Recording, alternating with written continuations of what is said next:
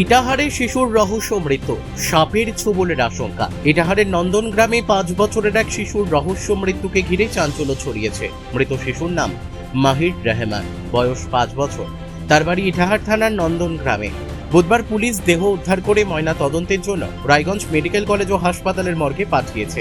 পরিবার সূত্রে জানা গিয়েছে, মঙ্গলবার রাতে খাবার খেয়ে ঘুমোতে যাওয়ার পর আচমকাই মাহির জানায় জানালার কাছে মাথায় কিছু লেগেছে এবং জ্বালা পোড়া করছে। কিছুক্ষণের মধ্যেই তার শারীরিক অবস্থার দ্রুত অবনতি হলে পরিবারের সদস্যরা তাকে রায়গঞ্জ মেডিকেল কলেজে ভর্তি করেন। সেখানে চিকিৎসাধীন অবস্থায় গভীর রাতেই তার মৃত্যু হয়।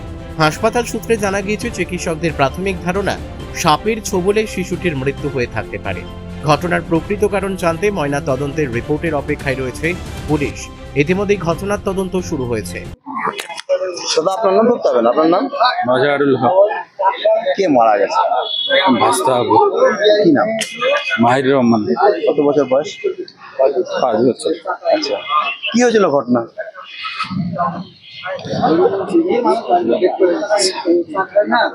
ঠিক ঠিক ঠিক ঠিক ঠিক রায়গঞ্জ থেকে রামকৃষ্ণ দাসের রিপোর্ট, কুলিক নিউজ।